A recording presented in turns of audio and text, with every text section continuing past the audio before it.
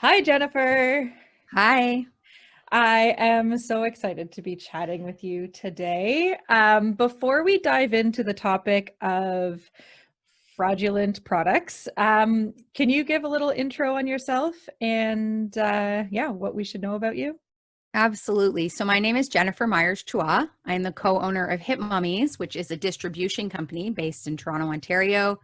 We deal with mostly babies and children's products from around the world, but we look for thoughtfully designed, responsibly manufactured, third-party tested, safe, and useful goods to sell to retailers across Canada. I love that mission. As you know me, all of that speaks to me so strongly. Um, And that mission to sell safe and useful and ethically made goods, Mhm. where did that come from? Like what made you aware that there was a need for having safe, ethical goods even in the marketplace? Yeah, so I was not doing this at all before. I was the digital art director at Food Network Canada and got laid off when I was pregnant and joined the family business. And I joined the family business on the pretense that I could change everything. So we had completely tore it down, scrapped all our goods, and then went on this mission. And the reason was I was kind of a minimalist at heart already. I was already really into the safe and the useful, etc. And I really just didn't want to sell stuff. I didn't want to contribute to this world, things in landfill. It's just terrified me. So I said, what can we do to do better, to take this business to do better? And I was pregnant at the time and I started researching things, which you never look at before you have children or whatnot. And I had been waiting through these trade shows with my husband before I had joined the business. And it was so disheartening seeing like aisles and aisles and aisles full of stuff, like full of garbage that no one really needs, that people are being sold, really. They're And convinced that they need. convinced, yeah, the marketing convinces us that we need all these things, right? Especially for babies. Absolutely. And when you're reaching out to your friends and family that have had children before you, and you're saying, "Oh, I heard this wipe warmer is gonna, change my life and it's gonna make everything better." And everyone is like, "What? You don't need that. I just chucked mine or I gave it away." Yeah. You can see more and more what that marketing is doing to us. So when I had kind of an existential crisis about this, because I wasn't able to find another job, 6 months pregnant, I didn't want to work a 60-hour week. And I was spilling all of this to a friend who's also in this kind of mindset.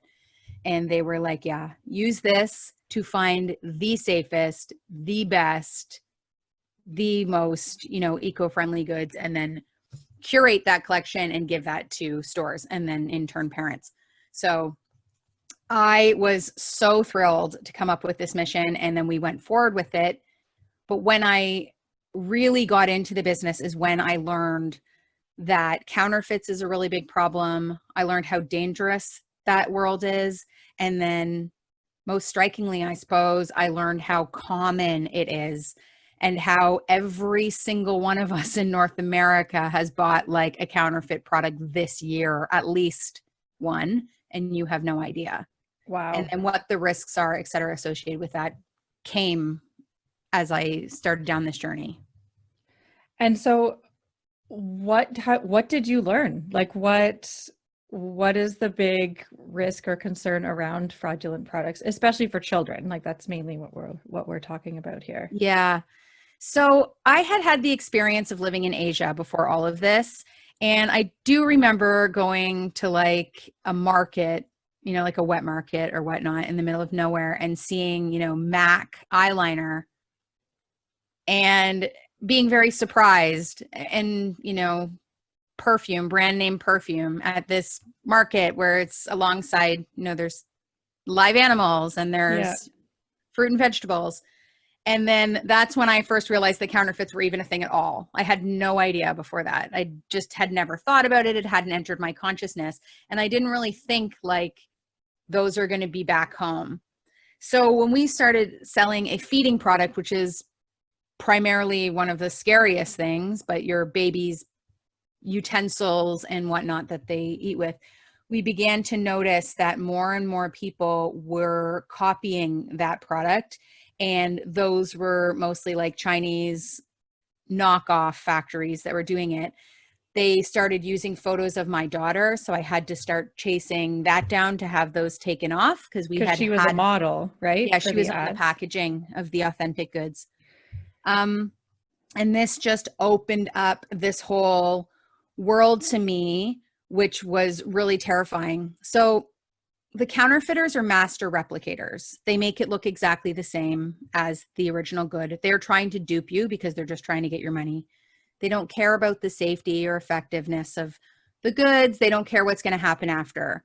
So with cutting as many corners as possible, they're using things like unsafe labor practices. Child labor is still a major, major thing in this world. Luckily, we're getting some exposure to that because we're talking about child trafficking a lot lately. And unfortunately, child labor is still a really big problem.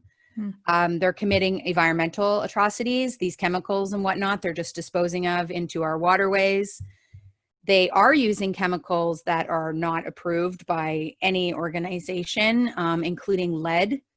Lead, if you follow even the Canadian recalls, you're seeing more and more and more and more and more lead found in children's products. Lead and heavy metals in general, I'm seeing.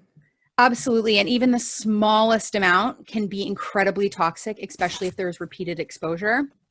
And things like silicone and these bright colors are often lead based. So a lot of your plastics, all the BPA, et cetera, and then lead is a really big problem. And we are finding this more and more and more because they're just trying to fool you into buying it, and that is it. And when you get it, a lot of the time they smell funny or they feel funny, and that is because these chemicals and whatnot that are used to manufacture them are really awful and have been proven so. But the counterfeiters also label things, you know, FDA approved, whatnot, which is not possible unless you're making a product legally. And third-party safety testing and all of that is very, very, very expensive and time-consuming.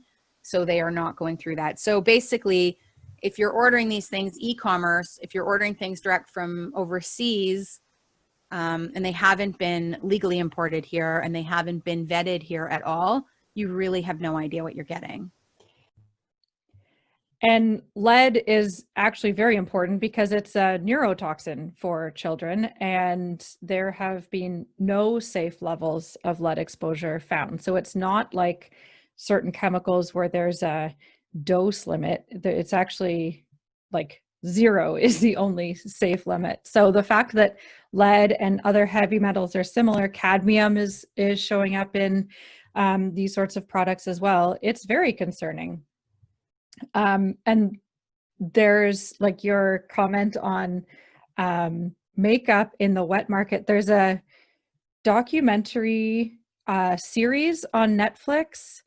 It's escaping me what it's called right now, but the first one was about fraudulent I know what you're talking products. about too, and I also can't remember. I'll figure it out and I'll link it in the show notes, but it's so eye-opening about the lengths that these counterfeiters will go to, right? And so lead and heavy metals commonly found in dyes and colors in children's products. Are there other things that you found to be a concern when it comes to safety? Because we're not just talking about, you know, when you think of counterfeit products, you think of like logos that are slightly wrong, right, or you know, handbags that have different, I don't know, patterns or whatever on them. But we're talking about something a lot more serious. yeah. Mostly with children's products, you have to think about the dangers that make most sense to kids, right? And so one of the really big ones is choking. And so I often go through on Instagram on stories and whatnot, and when I walk through a counterfeit good or whatnot. So in particular, think of like a feeding utensil, like a baby spoon. A lot of the time, the way that the bowl is connected to the handle, for example, might be really, really shoddy. And I know someone who is a feeding and speech language pathologist, and she helps families with these challenges all the time. And she has seen choking on spoons more times than she can count. because the bowl dislodges from the handle. That is also a really big problem with counterfeit pacifiers. You can Google that. I think Inc. magazine did something on counterfeit baby products maybe 2 years ago, and they were talking about a pacifier that someone invented that had like a mustache on it. Mm-hmm. And it was supposed to be cute. And then Amazon went crazy on counterfeits of that product, and the nipple of the pacifier, like the actual nub, was dislodging because it's just made so they just want you to look at it and think it's real, so you buy it, right? So it's like, how quickly can we make that happen? And babies were choking on that. So choking is a really big one with kids, but plus they just don't work.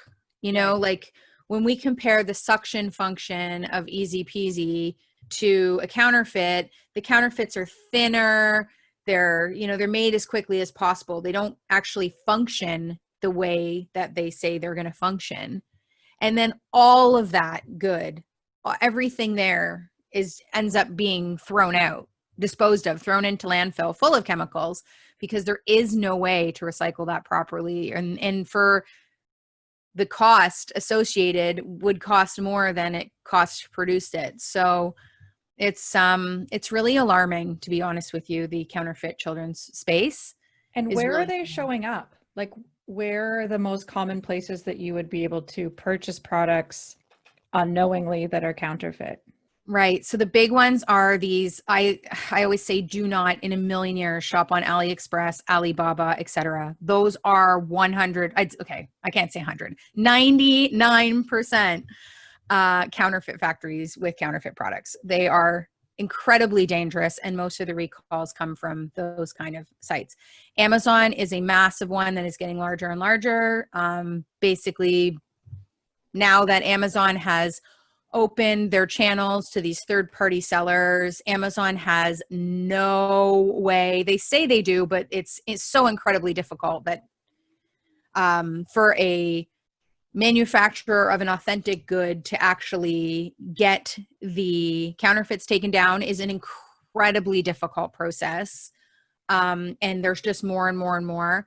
But don't be fooled. These pop up at buy and sells. I had someone this week message me. They saw a counterfeit on a Facebook moms group, and they wanted to know if it was real or not. The consignment stores, the like baby show marketplace kind of things, we've had counterfeits removed from those shows. And then also we have found them in big box stores as well. So really, yeah, I feel like if it's a really large retailer and the buyer has a very constricted budget and they're going for whatever, it may feel like a good idea to purchase a large quantity of something at a third of the price that it would from a reputable buyer. So they are everywhere, but the major concern that we see is Amazon. And we do sell authentic goods on Amazon, and we see the not authentic ones keep popping up and popping up and popping up and popping up, and using our imagery and using our packaging, at least in the listing, and doing everything to fool you into buying that product that they can. So I think the first piece of advice that you and I both give is to avoid Amazon wherever possible and support the small shops, the boutiques who get to know you and are creating communities with kind of, the storefronts that I think are struggling so much now. However, that is not always possible. So when, people live in remote areas or whatever circumstance, and they have to be shopping on Amazon, or they're choosing that Amazon is the only option, are there ways to shop more safely on that platform?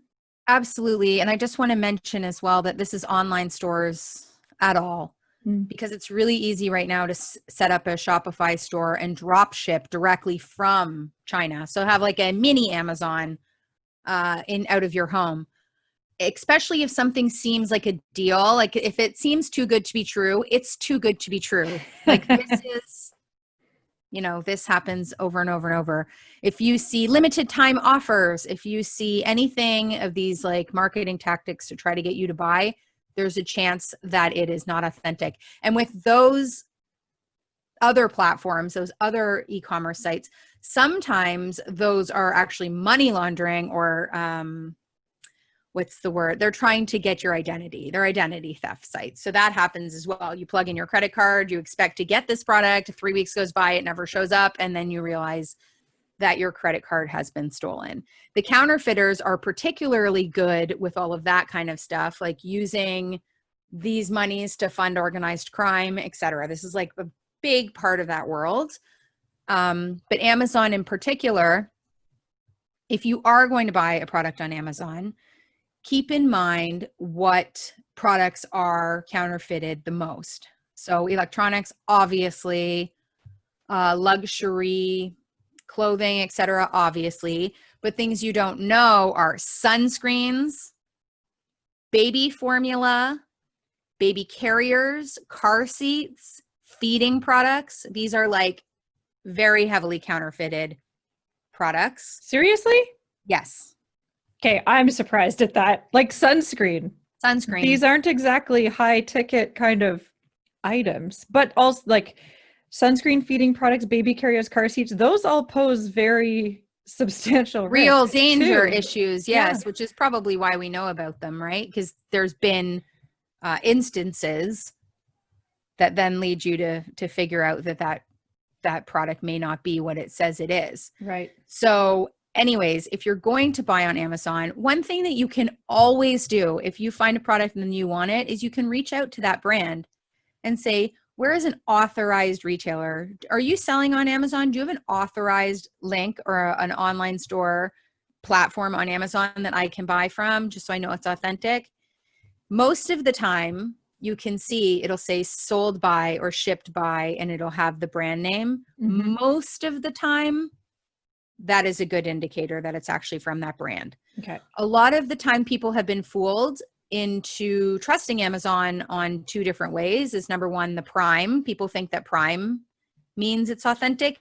It doesn't. It means the seller has paid a little bit more money to have those goods warehoused in an Amazon warehouse and shipped directly from Amazon, right? It's easier for the seller, but they make less money. Okay. So Prime is no indicator of authenticity. And Amazon is not vetting things. They are receiving cartons and receiving containers of goods and putting them in a warehouse. They are not looking at them, and they're not seeing if they are what they claim. Right. The second indicator is these Amazon's choice. People think that means, Amazon has vetted this. Amazon thinks this is a good product. It's getting the most highest reviews. People love it. Again, it's not. It's based on this algorithm to make Amazon more money and how much they make off a particular sale, right? So you can't trust Amazon for either one of those goods. There is always a couple small things that you should be looking at. Is number one, read the product description. A lot of the time, the counterfeiters often, not all the time, but a lot of the time they don't speak English very well either. And so you may see some very obvious grammatical errors or words mixed up or anything like that. So that is a good indicator of a listing. And sometimes like emojis in the listing and stuff, like also I wouldn't trust that. But you can reach out to a manufacturer and ask where to purchase their goods legally. And that is a really good option, or figure out who the distributor is in that country that you live in. Because as a distributor, I have all sorts of legal things going on to make sure that I am looking to see if a product is being imported legally. I am looking at the safety testing reports. I am taking that here with Health Canada watching, and I have big liabilities. Like I can't sell a good, can't sell. I mean, it happens all the time, but you know what I mean? So in terms of this liability discussion, another thing that I've been speaking with a lot with people about lately is the mentality of, I can buy something on Amazon, it's free shipping. If I don't like it, I can return it. Like that has been part of our world now. Yes. The horrible truth with that. And I've spoken to an Amazon employee about this. He told me not to tell anyone but I have some more evidence that this is true. If someone returns something on Amazon, particularly a baby product, because it could be very dangerous, we are supposed to throw that in the garbage. So your options are either Amazon, it goes back to Amazon and they throw it in the garbage. We've elected to have all of the returns sent back to us so we can properly vet them.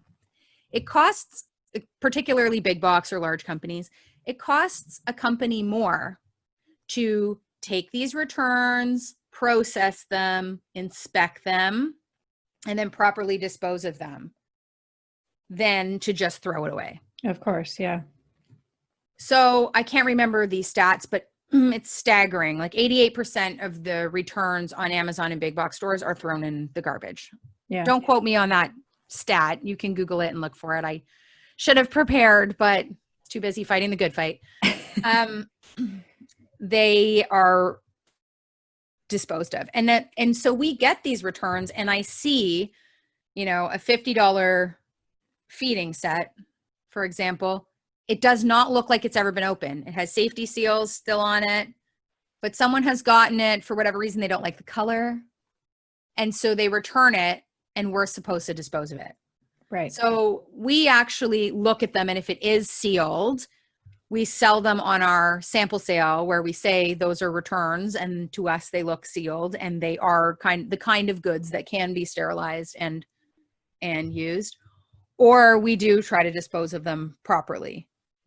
But alarmingly, overwhelmingly, that is not the case. And this buy it and return it culture that we have created here is also really detrimental to the planet if you care about the future that we are leaving for our children. Mm-hmm. So Amazon overall, it has its place. I love my Kindle, but I would be wary if you care about your children's health and if you care about what happens to goods afterwards. And then a bunch of other things, if you really look into Amazon and labor practices and whatnot, it may be best to avoid and support those small shops, because that buyer is often the manager as well, or the owner, and they're taking great care into making sure that what they're giving their customers, who are their community members, mm-hmm. are authentic and good products for their families. So how do you curate your products? How do you decide what products are kind of meet the Hip Mommies criteria? Yeah, so we have a pretty long list actually. And it starts with, is this thoughtfully designed? Is this responsibly made? Is this third-party tested safe? Is this useful, multi-purpose? What will happen to this when you're done with it? Is it pass-onable? Is it repurposable? Is it recyclable? Is it made with sustainable materials? We look into all of those things before we look at safety tests. Then we look at price points. Then we look at availability and all of that stuff. But it's like a 20, 30 point check before we even ask for a sample to look at the product and try to test it out in our own home or with friends of ours. We've been very lucky if a product is not doing well, or if we find out that any of the things that we thought was about the product, it's not as useful as it says or whatnot, we don't pick up the line after all, and we don't bring it into Canada. But yeah, we have a very long kind of checklist of it's our value system, and we go through it with every single product, and immediately it kills 80% of our inquiries. Does this already exist in the world? Do we really need to add another one? That it makes it easy, really.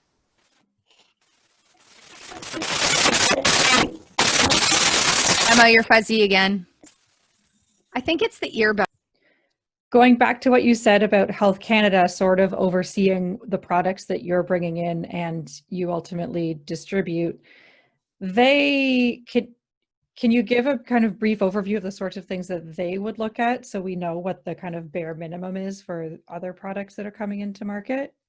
Yeah, for sure. So I get all of the Health Canada recalls sent to my inbox, and I do share those on Hip Mommies on our Insta stories.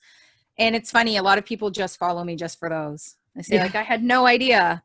The majority of the Health Canada recalls it's obviously all safety, but they're not super alarming. They'll say things like, the pant leg on these pajamas is 2 inches wider than it should be. Right. Right. Or flammability issues. I mean, flame retardants in children's products is also a problem, but that is something they do look at. There was a recall on hand sanitizers lately, on a number of hand sanitizers, which you might want to look up if Yes. you are using hand sanitizers. I recommend Green Beaver. They're very clean. But they are looking for really dangerous things, but a lot of the time there is something so minor with this. But you do see like children's makeup, children's costume jewelry. Those are big ones that have the toxins that are found. And they just do spot checking, right? Like they're not testing every product that crosses our border. It's kind of the luck of the draw if they find something or not based on what they're looking into, right? Not at all. And then so recently they approached us for a pacifier check. So they were trying to test pacifiers like countrywide, I suppose. So they were reaching out to everyone who was either manufacturing or distributing a pacifier and asked for samples to do this test. Yes. But I asked them specifically, I said, because I saw the list of which pacifiers, and I said, oh, did you check this one? Because this one I have a feeling about, right? And they didn't.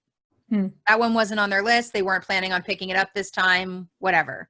So no, it's not at all a blanket. It's more kind of here and there. And I mean, they're doing their best. The amount of goods that come into this country, it's like $33 billion worth of just counterfeit goods alone each year. So, I mean, It's astonishing to think that they could even get their hands on anything, but they are trying.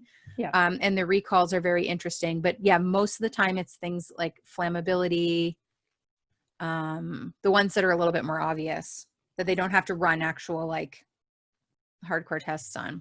Yeah. And again, back to the point, those are only done on products that are entering legally and being distributed through channels, not being shipped directly from overseas to your doorstep, right?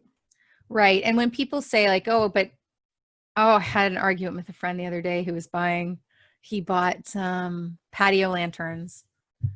And I said, I got mine at whatever, the patio lantern warehouse, whatever it was called. I can't remember. It's a store that sells just that. Okay. And he's like, I ordered them on AliExpress because they were so much cheaper.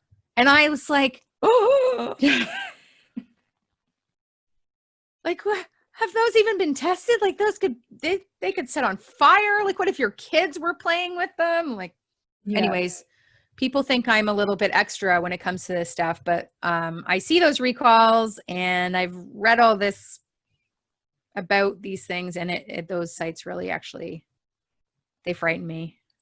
They are scary. And I think it goes back to the whole idea that I talk a lot about in voting with your dollar for the future that you want to have for you and your children.